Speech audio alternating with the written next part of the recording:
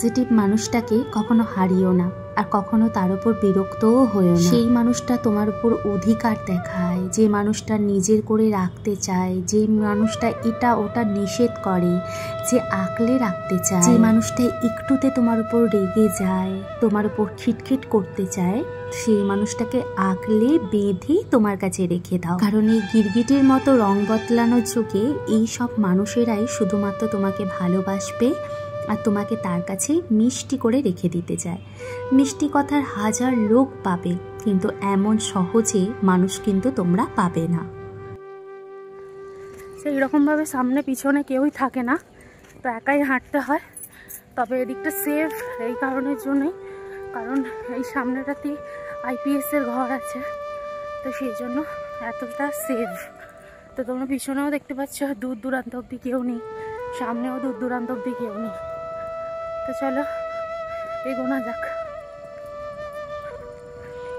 শুভ সকাল বন্ধুরা, কেমন আছো তোমরা? আশা করি ভালো আছো, আর আমিও ভালো আছি। আমার নতুন আরও একটি ভিডিওতে তোমাদের সবাইকে জানাই অনেক অনেক স্বাগত। সকালবেলা ওয়াকিং করতে বেরিয়েছিলাম, আর বেরিয়েছিলাম প্রায় 6:45 মতো, আর বাড়ি ফিরতে ফিরতে প্রায় আমার 6:45 মতো বেজে যায়।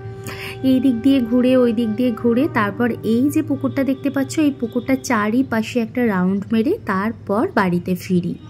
ওয়াকিং করতে গিয়েছিলাম, ওয়াকিং করে এসে স্নান করে নিয়েছি, কারণ ওয়াকিং করে এসে এত পরিমাণ ঘেমে যাই, তো সেই জন্য স্নান করা কমপ্লিট করে নিয়েছি। আর যেহেতু এখন ঠান্ডা ঠান্ডা মতো পড়ে যাচ্ছে, তো যত তাড়াতাড়ি আর কি স্নান করব ততই ভালো। নাহলে আমার যে সমস্যাটা হয়, যেহেতু আমার সাইনাস আছে, তো আমার নাকের এই দুটো সাইড প্রচণ্ড পরিমাণে ব্যথা করে, যার জন্য স্নানটা করে একদম পুরো সব কিছু ফিনিশড হয়ে গেছে। এখন শুধুমাত্র ঘরে কাজকর্মগুলো করব। সবার প্রথম ভাবলাম আগে পুজোটা করে নিই, যেহেতু স্নান করেছি, তো এখন পুজোটা করে নেব। পুজো টুজো করে তারপর বাকি ঘরে যে যে কাজকর্ম থাকে সেগুলোই করব। তো চলো ছাদ থেকে গিয়ে ফুলটা নিয়ে আসি। দিনের পর দিন, মাসের পর মাস, বছরের পর বছর, মিনিটের পর মিনিট, সেকেন্ডের পর সেকেন্ড নিজের সাথে যুদ্ধ করতে পারি, কিন্তু কখন হেরে যাই জানো? এই দুটো মানুষের কাছে আমি বেশি হেরে যাই। সেটা হচ্ছে প্রিয় মানুষের কাছে, আর একটা হচ্ছে পরিবারের কাছে। তার পরিবারের মানুষগুলোকে আমি যতই কাছে করে নিই না কেন, অবশেষে কিন্তু আমি তাদের কাছে পরই থাকি, কারণ তারা কখনোই আমাকে মন থেকে মেনে নিতে পারেনি।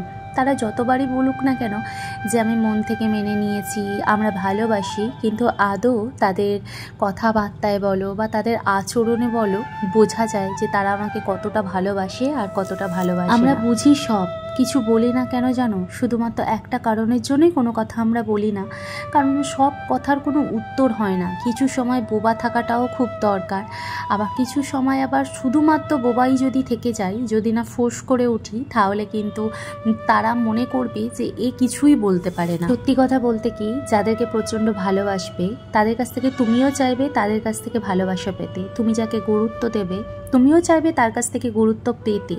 তুমি যদি তাকে রেসপেক্ট করো তুমিও চাইবে তাদের কাছ থেকে রেসপেক্ট পেতে। কিন্তু যদি তারা অবহেলা করে, তাহলে তোমার মনের ভিতরে এতটাই কষ্ট হবে। যাদেরকে তুমি ভালোবাসবে তাদের কাছ থেকে যদি অবহেলা পাও, তার মতো কষ্ট আর তার মতো দুঃখ, সত্যি এই বিষয়গুলো না আমি একদম মেনে নিতে পারি না। যদিও এই জিনিসটা শুধুমাত্র আমার কফি খাওয়া আমার কমপ্লিট হয়ে গেছে, আর এখন যাবো একবার ছাদেতে, কারণ অনেক জামা কাপড় আমি কালকে কেচেছিলাম, আর কালকে আমার শুকনো করতে দিতে ভুল হয়ে গিয়েছিল, তো সেই জন্য আমি সন্ধ্যেবেলা শুকনো করতে দিচ্ছি, আর সেগুলো এখনো ভিজে আছে, তো ওগুলো শুকনো করতে দিতে যাব। তার আগে ভাবলাম তোমাদের সাথে একটা জিনিস শেয়ার করি। এই যে দেখো, এই আংটিটা দেখতে পাচ্ছ, পলা আংটিটা, এটা হচ্ছে তোমাদের দাদাভাই অনেক দিন আগে আমাকে কিনে দিয়েছিল।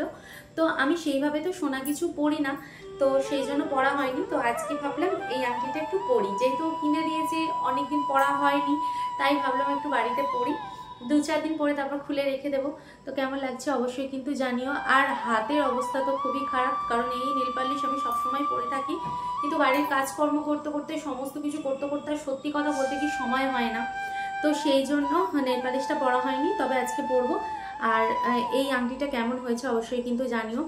তবে একটা কথা বলি, পলা আংটি কিন্তু আমার ছিল না। যখন সবাই পরতো তখন কিন্তু আমি পরতাম না, কারণ আমার কাছে ছিলই না। তো এবারে যখন তোমাদের দাদাভাইয়ের সাথে গিয়েছিলাম, তখন আমি ওকে বললাম এরকম একটা আংটি আমি সবসময় পরবো, আমার খুব পছন্দের। তো আমি সবুজ কালার আর যে আর কি বেগুনি কালার হয় সেটা খুঁজছিলাম, কিন্তু সেটা পাইনি, তাই এই কালচে লাল কালারটাই আর কি নিয়েছি। তো চলো এখন যাই একটু ছাদে, আর তোমাদের সঙ্গে করে নিয়ে যাই। অনেক জামা কাপড় ছিল, সেগুলো শুকনো করতে দিতে ছাদে এসেছি। আর এসে দেখলাম একটা পায়রা এত সুন্দরভাবে খেলছে, নিচে নামছে, জলটার সাথে খেলছে, দেখে এত ভালো লাগলো, তাই ভাবলাম তোমাদের সাথে শেয়ার করি। আচ্ছা, যদি আমরা পায়রার মতো হতাম তাহলে এখান থেকে ওখানে উড়ে উড়ে চলে যেতাম। আমি তো সবার আগে যেতাম আমার বরের কাছে, তার সঙ্গে একটিবার দেখা করবার জন্য। খাওয়া দাওয়া করে আনাজ কাটতে বসে পড়েছিলাম। এখন আনাজ টানাজ কেটে নেব, কারণ এখন আমি একটু তাড়াতাড়ি রান্না করে নিই আর তাড়াতাড়ি খাওয়া দাওয়া করে নিই। প্রায় ওই 1:10-15 মধ্যে খাওয়া দাওয়া কমপ্লিট করে একটু শুয়ে পড়ি, আবার বিকেলবেলা হাঁটতে বেরোই। তো সেই জন্য তাড়াতাড়ি করে সমস্ত কাজকর্মগুলো যতটা সম্ভব করে ফেলবার চেষ্টা করি।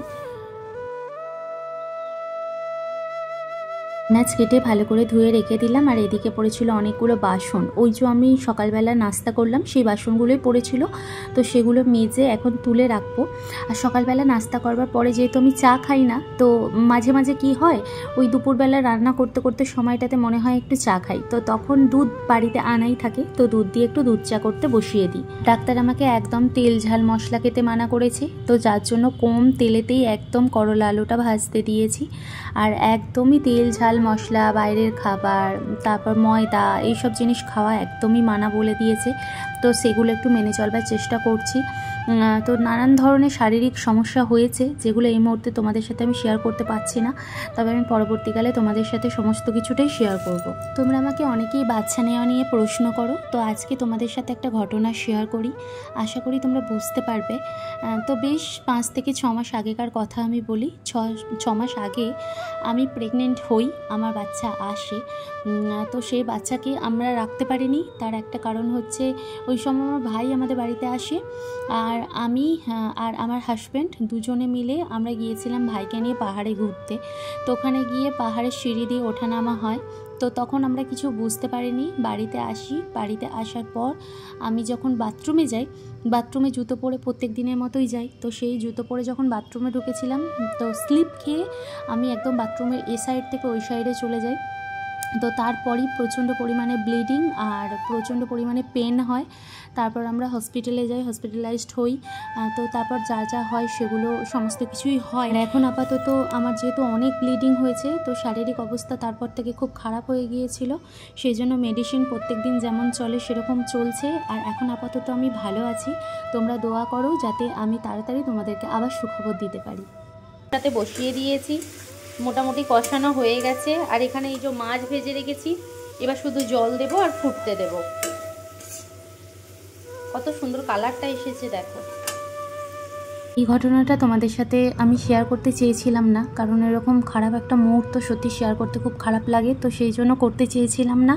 তবে যেহেতু সব কিছুটাই তোমাদের সাথে শেয়ার করি, তাই ভাবলাম আজকে তোমাদের সাথে এটা শেয়ার করি, তো সেই জন্য তোমাদের সাথে শেয়ার করলাম। আর তোমাদের দোয়াতে আমি সত্যি কথা বলতে কি অনেক ভালো থাকি, তাই আমি সবসময় চাই তোমরা আমার জন্য দোয়া করো এবং তাড়াতাড়ি যেন আমরা সুখবর একটা দিতে পারি এবং আমার কোল ভরে উঠুক, সেটাই আমি চাই। ইমোশন কথাবার্তা একটু সাইডে সরিয়ে তোমাদের সাথে বলি, আজকে রান্না করেছি করলা আলু ভাজা, এখানে আছে ভাত, ফুলকপি আলু দিয়ে মাছের পাতলা ঝোল করেছি, আর এখানে আছে ডাল, আর সঙ্গে রয়েছে স্যালাড, ওই যে শসা আর পেঁয়াজ কুচি। তো এটাই হচ্ছে আজকে আমার দুপুরের লাঞ্চ। তো চলো খাবারটা আমি বেড়ে নিই।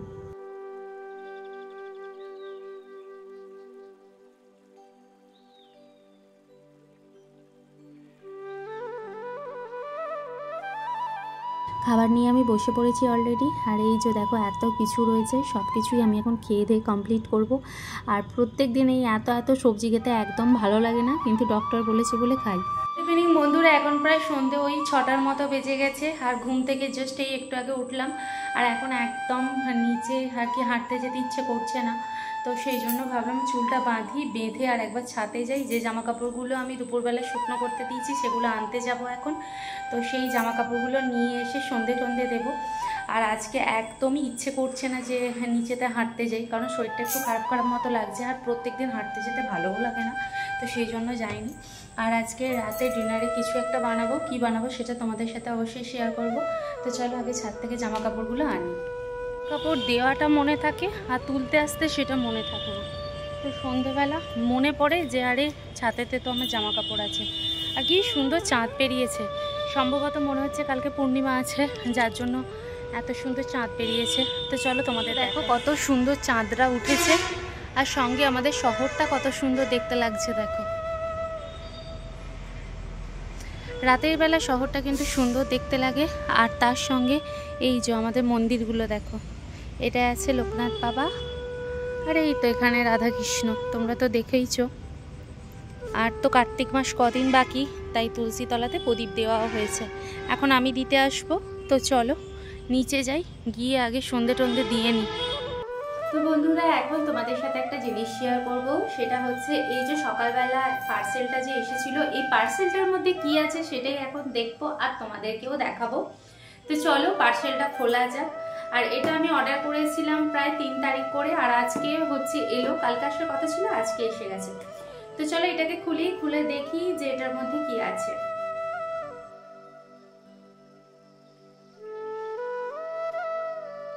এই যে এটার মধ্যে আছে দুটো শ্যাম্পু। তো এই শ্যাম্পুটা খুবই ভালো, তোমরা চাইলে ইউজ করতে পারো। এটাতে শ্যাম্পু প্লাস কন্ডিশনার দুটো একসঙ্গে লাগানো আছে, মানে একসঙ্গে দেওয়া আছে এটার মধ্যে। তো তুমি যদি শ্যাম্পুটা ইউজ করো তাহলে তোমাকে কন্ডিশনার ইউজ করতে হবে না।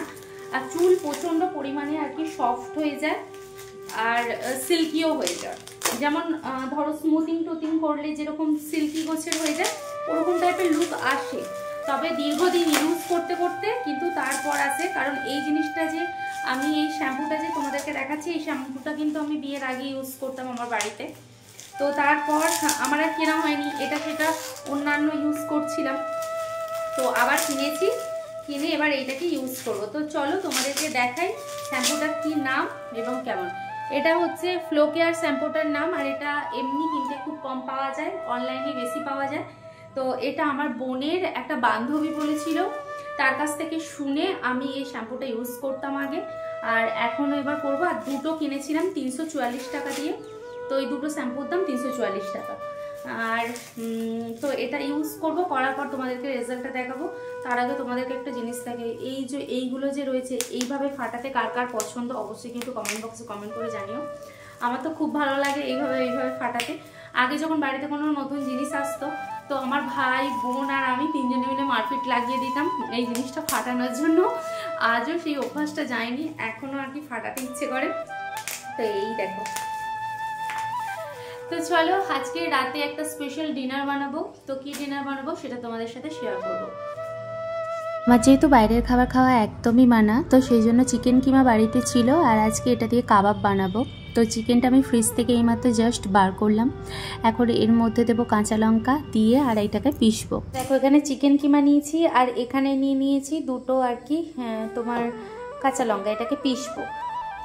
এখানে রেডি করে নিয়েছি মশলা, পেঁয়াজ আছে এখানে, রসুন কুচি, চিকেন কিমা, আর এখানে আছে ধনে পাতা। এর মধ্যে আরও অনেক কিছু দেওয়ার আছে। তো এই যে লেবুর রস দেবো একটুখানি, যাতে একটু টকটক ফ্লেভারটা আসে, কাবাবে হালকা টকটক মতো ফ্লেভার আসে, বেশ ভালো লাগে। এখন এর মধ্যে দিয়ে দেবো একটু শুকনো লঙ্কার গুঁড়ো, আর দিয়ে দেবো একটুখানি হলুদ গুঁড়ি, আর দিয়েছিলাম গোলমরিচের গুঁড়ি, আর দিয়েছিলাম একটুখানি তন্দুরি মশলা। আর এখানে পেঁয়াজ রসুন কুচি সমস্ত কিছুটাই ছিল। এখন এটাকে বেশ দোলে দোলে আমি আধ ঘন্টার মতো মাখবো। এখানে চিকেনটাকে ভালো করে চটকে মেখে নিয়েছি, আর এই দিকে আমি বসিয়ে দিয়েছি ফ্রাই প্যান। এবার ফ্রাই প্যানের মধ্যে অল্প পরিমাণে একটু তেল দেব, এখানে অল্প করে তেল দিয়ে দিয়েছি, দিয়ে এইভাবে ঠিক ঘুরিয়ে নেব, নিয়ে গরম হতে দিয়ে। এখন কিমাটাকে ঠিক আমি এইভাবে বড়ার মতো করে আকৃতি দিয়ে তেলের মধ্যে আমি বসিয়ে দেবো। এই যে দেখো ঠিক এইভাবে। এই যে একটা পাশ কাবাব হয়ে গেছে, আর একটা পাশ হচ্ছে, তো এটা হোক। আর এর মধ্যে আমি অল্প পরিমাণ জলের ছিটে দেব। কাবাব একদম রেডি হয়ে গেছে, আর খেতে একদম দোকানের মতো হয়েছিল, আর অসাধারণ হয়েছিল। সঙ্গে একটু মেয়োনিজ নিয়েছিলাম। তো এই হচ্ছে আমার রাতের ডিনার। তো বন্ধুরা, আজকের ব্লগটা কেমন লাগলো অবশ্যই কমেন্ট বক্সে জানিও। ভালো থেকো, সুস্থ থেকো, আবার দেখা হবে নতুন একটি ভিডিওর সাথে। ততক্ষণের জন্য বাই বাই।